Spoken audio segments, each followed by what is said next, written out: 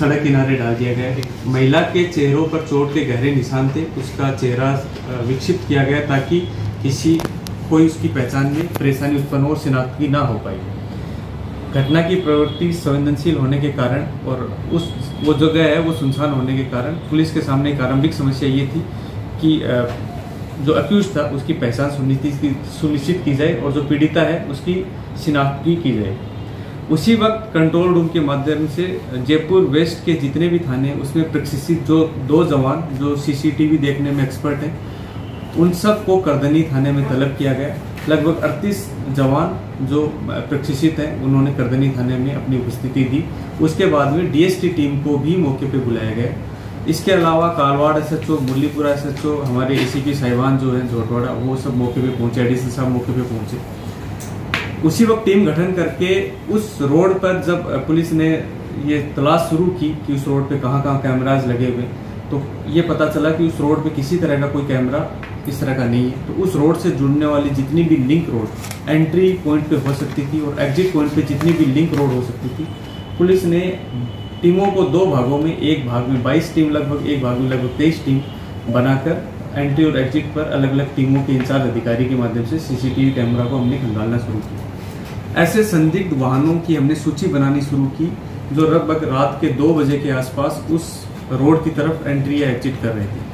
चूंकि जो घटना का मौका मुआयना किया गया तो टायरों के निशान थे, उस रात को बारिश भी हुई थी, तो पुलिस को लगभग अंदाजा था कि बारिश के खत्म होने के बाद में हत्या करके मृत शरीर को यहाँ पर डंप किया गया। उसी आधार पे हमने उस समय के बाद से कैमरा देखने शुरू किए। जब ये सारे कैमरों को इकट्ठा करने वाली टीम के माध्यम से सारी गाड़ियों का एनालिसिस कर लिया गया, लगभग 600 गाड़ियों का इस माध्यम से हमने पता किया कि वो उस एरिया के आसपास से उन एरिया से गुजरे।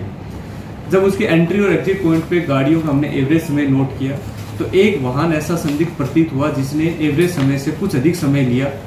क्योंकि जिस वाहन का इस्तेमाल किया गया हत्या के बाद में उस मृत शरीर को डंप करने के लिए, उसका एवरेज समय से ज़्यादा समय लेना तय था। ऐसे में हमने उस संदिग्ध वाहन की तलाश के लिए फिर उसके पीछे पीछे कैमरा में सारी टीमें कैमरा चेक करना शुरू किया और रूट का एक विश्लेषण किया गया। ऐसे हम संदिग्ध जगह पर पहुंचे जहां से वो ओमनी वैन स्टार्ट हुई थी। उसके बाद में जब उस जगह पे आसपास तलाशी की हमने और लोगों से पूछताछ शुरू की, सिविल में हमारी पुलिस टीम डिप्लॉय की ताकि हत्यारे हैं वो अलर्ट नहीं हो जाए, तो पता चला कि 2 संदिग्ध लोग यहाँ पर रहते हैं। जब उनके नाम के बारे में पता किया तो आसाराम स्वामी और राहुल अग्रवाल करके 2 लोग वहाँ पर रहते थे। इनके लिए टीम गठित करके इनको जब रिटेन किया गया तो उन्होंने हत्या की वारदात को पुलिस अनुसंधान के दौरान स्वीकार किया। इन्होंने जब इनसे और अधिक पूछताछ की गई तो इन्होंने बताया कि ये महिलाओं से वेश्यावृत्ति का काम करवाते और उनसे अगर इस तरह का कार्य कराने से पहले ये जोर जबरदस्ती से शारीरिक संबंध बनाते हैं। महिला द्वारा मना करने पर उसके साथ मारपीट करते हैं। इस महिला के साथ भी इन्होंने यही करने का प्रयास किया। उसी मारपीट के दौरान जब महिला ने और अधिक विरोध किया तो इन्होंने हत्या कारित की और उसके बाद में उस पीड़िता की पहचान छुपाने के लिए उसके चेहरे को हथियार से हमला करके उसको बिगाड़ दिया। जब इनके आपराधिक रिकॉर्ड को खंगाला गया तो पता चला कि झोटवाड़ा में और मालपुरा गेट में आसाराम स्वामी के खिलाफ इस तरह के 2 अन्य प्रकरण दर्ज हैं, बलात्कार के प्रकरण में, जिसमें इन्होंने पीड़िता के साथ संबंध बनाने के दौरान मारपीट की थी। मालपुरा गेट का प्रकरण 2022 में दर्ज हुआ, जिसमें इस केस जो करदनी केस में जो मुलजिम है राहुल अग्रवाल, वो भी मालपुरा गेट में इसका को अक्यूज रहा था। उसमें भी पीड़िता के साथ संबंध बनाने के दौरान इन्होंने मारपीट की। मालपुरा गेट में 2 अन्य मुलजिम इनके साथ थे, कनक उर्फ मनीषा और सुनील करके, वो चारों लोग अरेस्ट हुए थे। और अभी इस केस में हमने करदनी केस में राहुल अग्रवाल को और आसाराम स्वामी दोनों को अरेस्ट किया। जब पुलिस ने इनसे और अधिक अनुसंधान पूछताछ करना शुरू किया तो इस कड़े अनुसंधान के क्रम में आरोपियों ने बताया कि उन्होंने इसी तरह की वारदात पहले कालवाड़ थाना क्षेत्र में भी की है।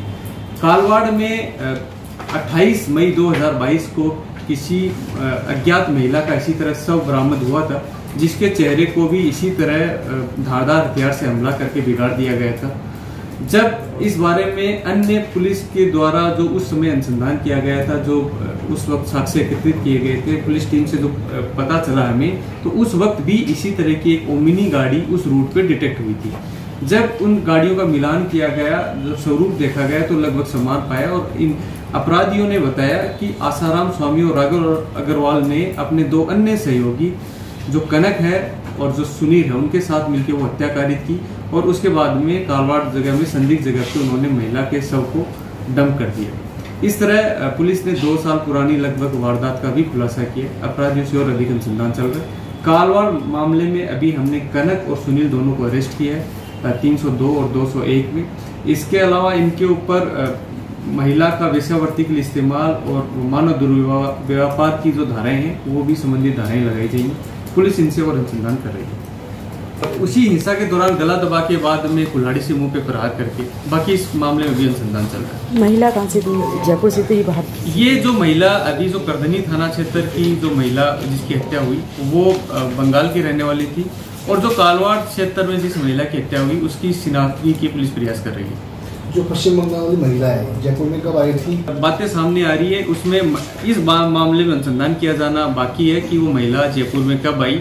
जब उसके परिवारजनों से हमने संपर्क किया तो उनके परिवारजनों के मुताबिक वो दिल्ली में थी, उनको ध्यान ही नहीं था कि वो जयपुर में थी। ये अनुसंधान में तथ्य सामने है कि वेश्यावृत्ति कराने के क्रम में ये जबरन उनसे संबंध बनाते थे। इसी तरह की इन 2 आरोपियों पे पहले 376 के प्रकरण होना और उन्हीं संबंधों के दौरान उन लड़कियों के साथ में मारपीट करना दर्शाता है कि ये जबरदस्ती शारीरिक संबंध बनाते थे। इसमें दोनों लोग, इसमें जो आसाराम स्वामी है वो जेल जा चुका है, राहुल अग्रवाल है वो भी जेल जा चुका है और इसी क्रम में इस मामले में विरोध करने पर इन्होंने हत्याकारी की। जो महिलाएं सर इनके शिकार मामलों में 376 का और मारपीट का प्रकरण दर्ज हुआ। इसमें आसाराम स्वामी और राहुल अग्रवाल मालपुरा गेट में अरेस्ट हुए। ये महिला जो आई थी क्या अपने जॉब के लिए आई थी, इनके चुंगल में कैसे फंसी? इस मामले में भी पुलिस द्वारा अनुसंधान किया जा रहा है।